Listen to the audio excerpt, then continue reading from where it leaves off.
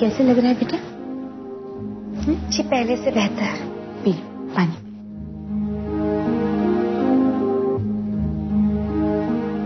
क्या बात, क्या सोच रही है? पता नहीं माँ जी, ऐसा लग रहा है कि कहीं ये शादी करके मैं कुछ गलत तो नहीं कर रही। ये ख्याल तुम्हारे दिल में आया कैसे? पता नहीं माँ जी, दिल बहुत घबरा रहा है। कहीं मैं अक्षय के प्यार, उनके विश्वास को अनदेखा तो नहीं कर रही। कहीं सिद्ध से शादी करके मैं कोई गुनाह तो नहीं कर रही हूँ। ममता, अपने फर्ज को गुनाह का नाम देकर उसे बदनाम मत करो बेटा। तुम अक्षय और तुम्हारे प्यार की निशानी को उसका हक देकर अक्षय की आत्मा को शांति दे रही हो।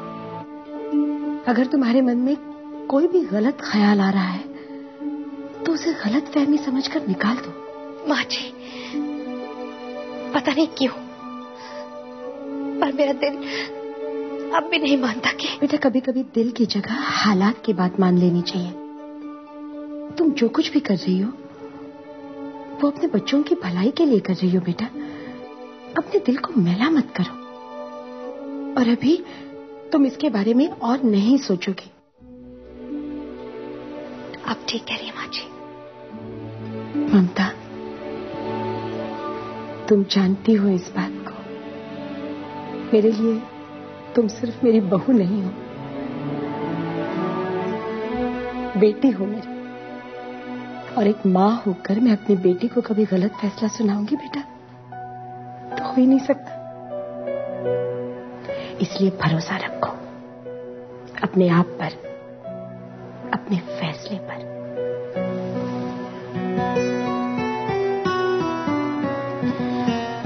अब आराम कर लो बेटा।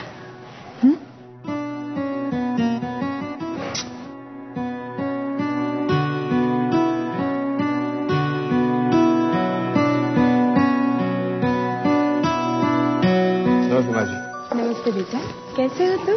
बस मैं ठीक हूँ। कैसी है ममता? आ गई बेटा, कितना अच्छा लगा तुम आ गई बात। अब कैसे लग रहा है? जी अब मैं ठीक हूँ। तुम्हें पता है ना बेटा, अब तुम्हें खुद से ज्यादा अपने बच्चे का ख्याल रखना होगा। डॉक्टर की अपॉइंटमेंट है, कुछ याद भी है? माँ जी आप फिक्र मत कीजिए, मैं ममता को लेकर जाऊंगा डॉक्टर के पास।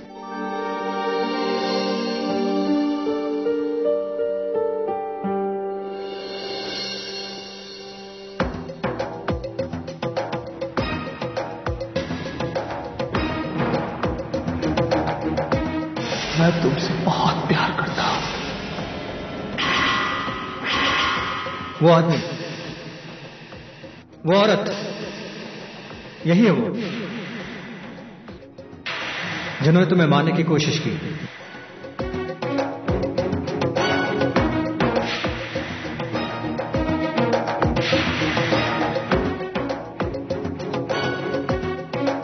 मेरी बेटी ममता ने सिर से शादी करने के लिए हाँ कह दी।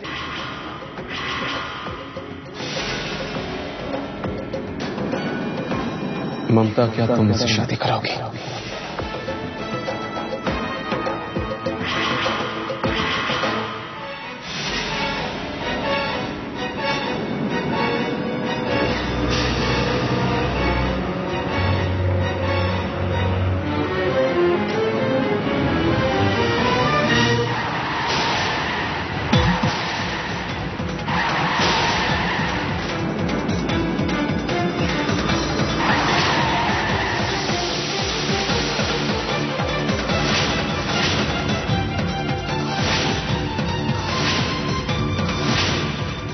बदतमीज, गाड़ी चलाना नहीं आता इसे।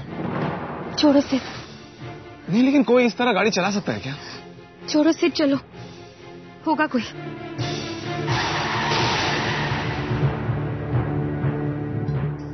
ये मैं क्या करने जा रहा था?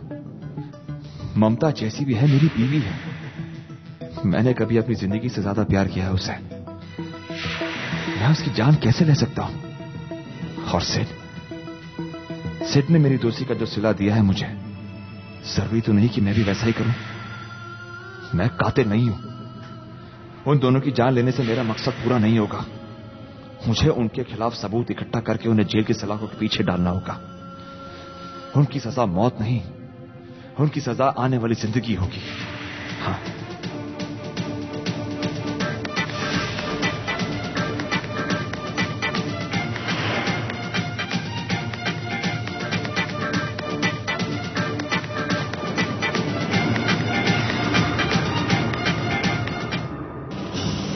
नहीं नटवर, ये मुमकिन नहीं है। अब मैं और यहां नहीं रह सकती। मगर क्यों सत्या, क्यों? क्योंकि अगर पुलिस आ गई और उनको सच के बारे में पता चल गया ना, तो मैं तो सोचो नटवर, तब हमारा क्या होगा? अरब का क्या होगा नटवर? सोचो जरा। सत्या, अरब को संभालने के लिए मैं हूं। सुनो, मुझ पर भरोसा रखो। मैं तुम्हें यहां किसी मुसीबत में नहीं पड़ने दूंगा। नहीं नटवर, मेरा दिल नहीं मानता। तो दिल से मनवाओ।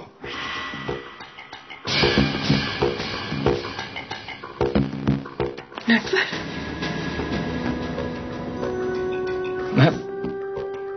मेरा ये मतलब नहीं था सत्या। तुम मेरी बात समझो। सत्या, हमारी सारी मेहनत बर्बाद हो जाएगी। देखो, बस तुम्हें कुछ और दिन यहां इस घर में रहकर सब पर नजर रखनी है सत्या। खेल का पासा पलटते हैं, देर नहीं लगती सत्या।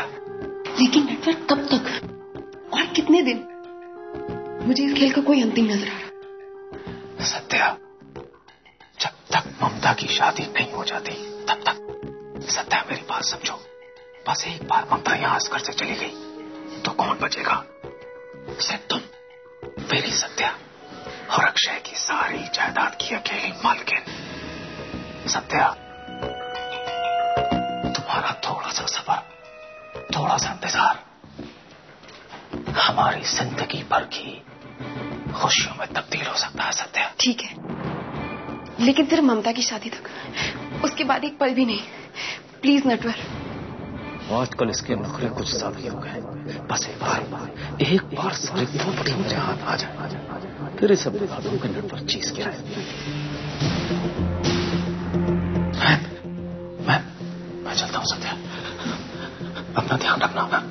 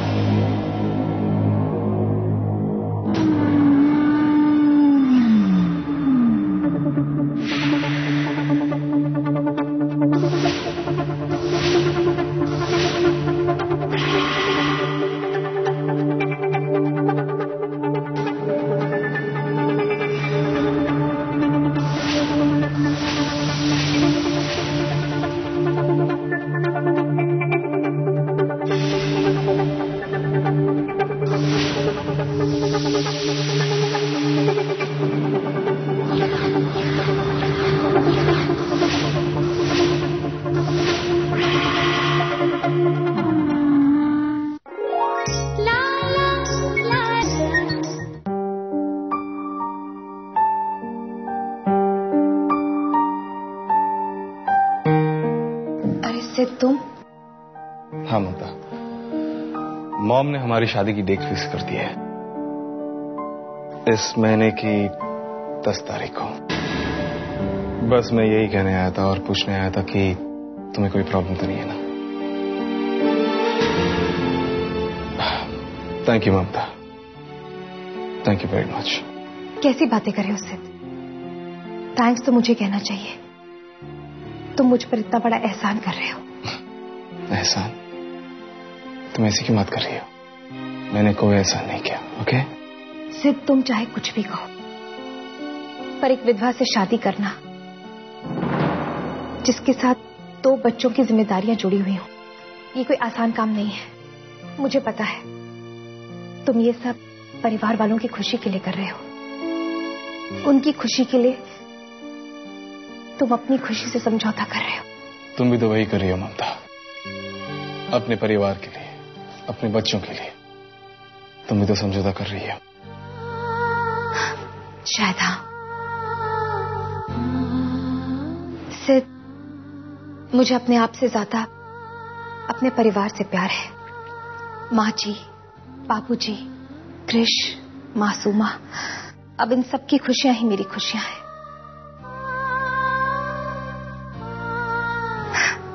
वरना अक्षय के जाने के बाद मैं अब भी जिंदा हूं, ये सिर्फ मेरे परिवार के लिए।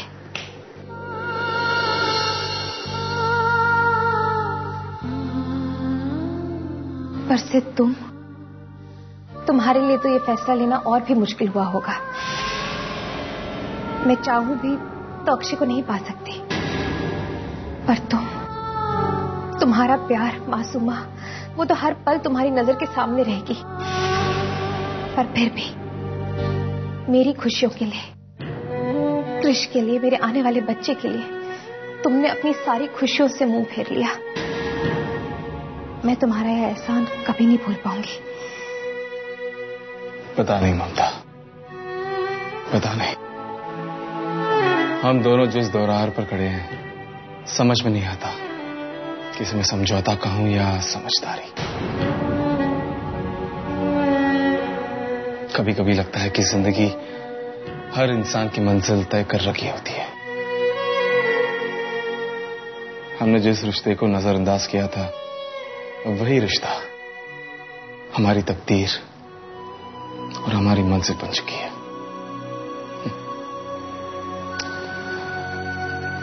लेकिन ममता,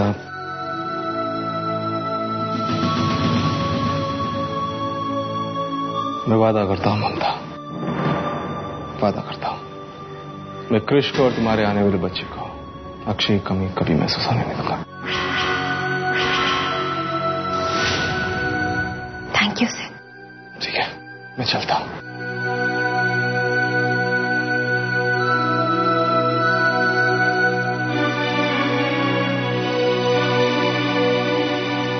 मासूमा,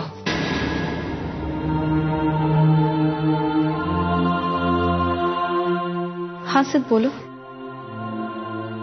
मासूमा, आज मैं तुमसे एक आखिरी सवाल पूछना चाहता हूं। इतना सब कुछ होने के बाद तुमने अपने बारे में क्या सोच कर रखा है? अपनी जिंदगी के बारे में क्या सोच कर रखा है? स्टडीज कंप्लीट करूंगी और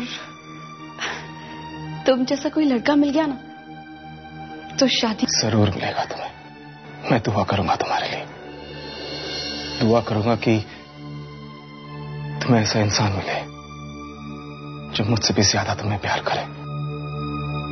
हाँ सिद्ध, मैं भी यही दुआ करती हूँ कि तुम भाभी को सारी खुशियां दो जो इस दुनिया में कोई किसी को दे सकता है। जिंदगी में इंसान कुछ और सोचता है और पाता कुछ और है। तकदीर भी क्या खेल खेलती है जिंदगी के साथ। और आज हम दोनों जिस मोड़ पर खड़े हैं ना, वही हमारी मंजिल है। मैं जानती हूं सर, इसलिए तो मैंने तुमसे ये फैसला लेने को कहा। एनीवेज, मुझे पता चला कि तुम्हारी और भाभी की शादी की डेट फिक्स हो गई है।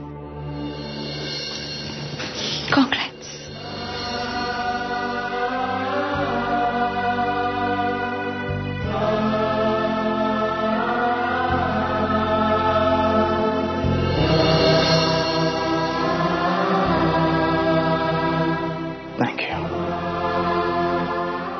Thank you very much.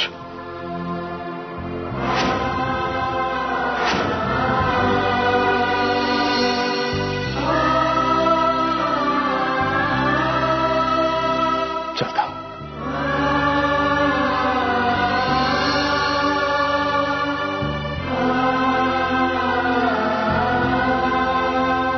जब मैंने एक ख्वाब देखा था, उस हर ख्वाब में तुम्हारा नाम शामिल था।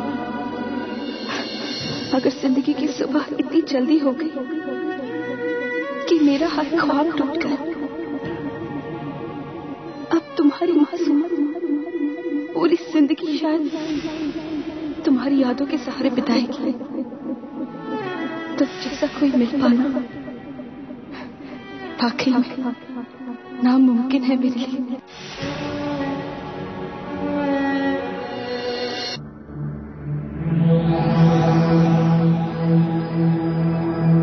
करण, देखो कितना सुंदर हार है ना? तुम्हें अच्छा लगा? ऐसी खूबसूरत चीज किसे पसंद नहीं आएगी? तो ठीक है, खरीद लेते हैं। खरीद लेते हैं? कोई खास दिन है क्या? तनीषा, मेरे लिए तुम इतनी खास हो कि तुम्हारा हर दिन मैं खास बना देना चाहता हूँ। करण, वो इंश्योरेंस के पैसों में से कुछ पैसे निकाल के मैं ये हार खरीद लूं? ऑफ कोर्स, वो पैसे पर जितना हक मेरा है उतना तुम्हारा भी है। तुम यहीं रुको, मैं अभी उनमें से कुछ पैसे निकाल कर आता हूँ। ओके?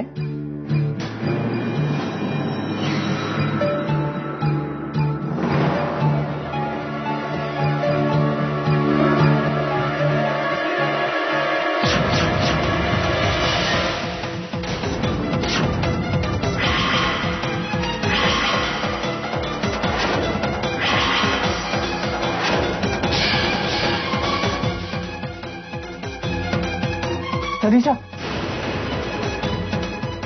क्या हुआ करण? यहाँ कर देखो, जल्दी। तनीषा, ये देखो।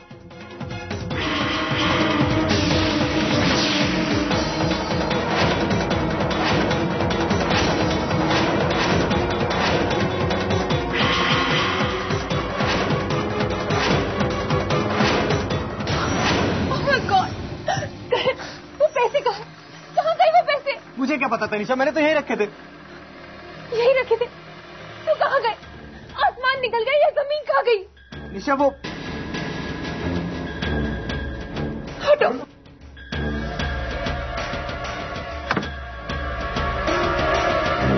पैसे कहीं भी नहीं है। तनीषा, मुझे क्या पता पैसे कहाँ हैं? मैंने तो इसी ब्रीफकेस में लॉक करके रखे थे। कुछ समझ में नहीं आ रहा कहाँ है। समझ में तो मेरी नहीं आ रहा।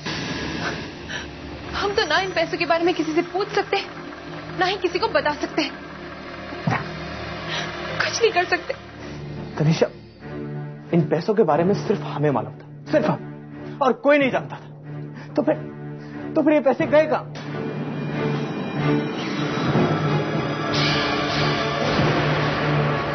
तनीषा, अरे तनीषा, संभालो अपने आप को।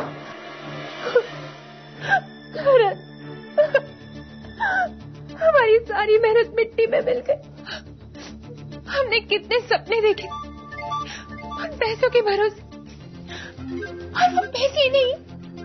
हो ना हो तनीषा, ये पैसा सत्या ने चुराया है, and I'm sure about it, क्योंकि उसी की नजर रहती थी हमेशा इन पैसों पर। लेकिन तुम चिंता मत करो, फिक्र मत करो, मैं जाकर देखता हूं कि उसने ये पैसे कहां रखे हैं। लेकिन इस वक्त पैसों से ज्यादा मुझे तुम्हारी चिंता है। तुम तो ठीक हो ना? तुम प्लीज थोड़ी देर के लिए मुझे अकेला छोड़ दो, मैं अपने आप को संभालूंगी। ठीक है, फिर तो अपना ध्यान रखना। हाँ, मैं भी आता हूं।